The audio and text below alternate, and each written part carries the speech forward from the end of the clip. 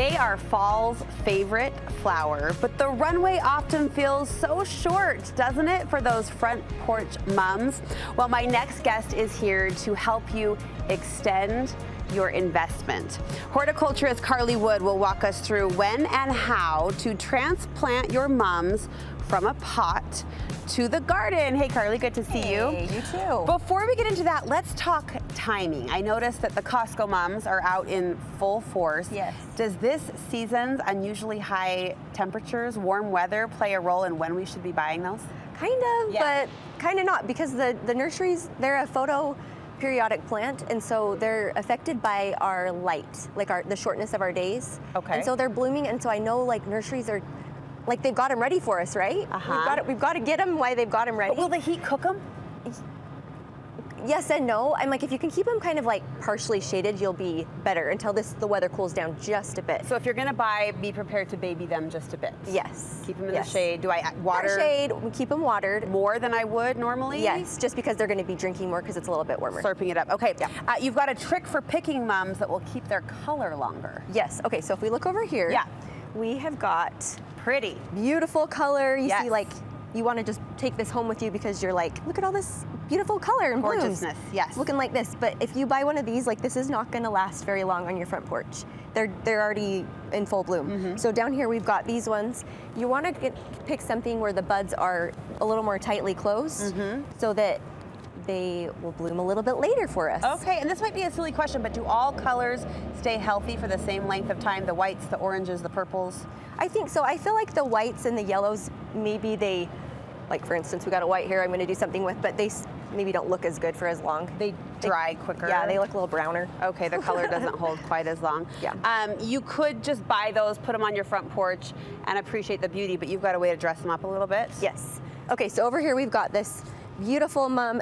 I don't love the white pot. I don't have white on my porch. I know some people have beautiful white homes and that works out great. But if you can just pick the color you want of your mum, because we can do stuff with that pot. But what I like to do is to just get a basket. This is like, you know, super simple. Okay. Just a basket. Yeah. And all I'm going to do is just take my mum and I'm just going to pop it in. I'm not going to replant it. I'm not going to do anything. I'm just going to put it in there. Yes. And like, look how cute that looks. Darling. Yeah. It looks so much Don't have better. to repot, just have to place in a Yes. different basket or Yes. pot. And then you can take them out to water and whatnot. Now remind us deadheading protocol. Once they bloom, we should get 2 blooms out of them, right? Well, it depends on, you can see underneath here. Let's see if I can show the camera. So underneath here, you can see some lower buds. Uh-huh. So you could cut off this top flush and then hopefully get a second.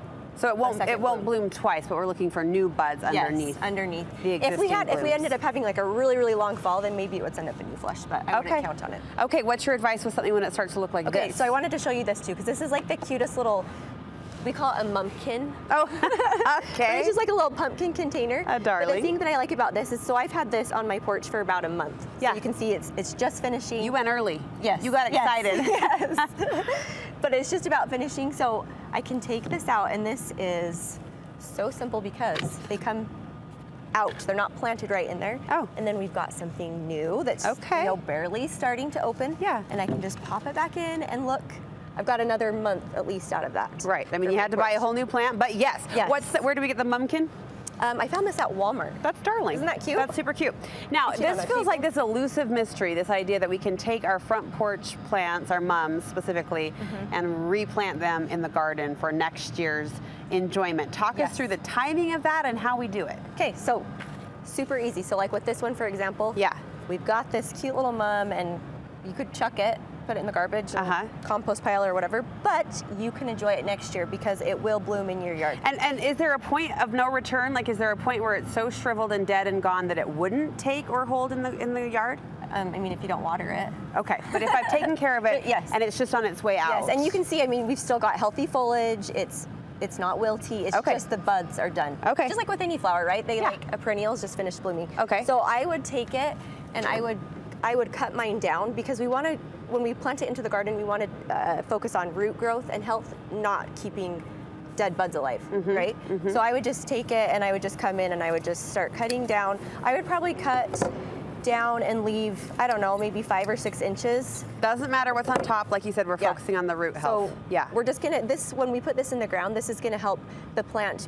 It's not having to keep all this extra foliage alive. It can develop these roots. Preserving the energy down where it needs it. Yeah, okay. So I would do that. When you have like a big mum, like some of these other ones we showed, a lot of times there's several plants in a pot. Oh. And so if you like tip your pot over and you look down inside, a lot of times you can look down and be like, see, like this one's just one plant. But a lot of times you'll see a separation and there'll be more than one And would plant. I break those up? Yes, you totally can, because then you can make 4 plants out of one. So you would just take, I love my Hori knife because it's got like this serrated edge right here. And I would just go in and just cut down.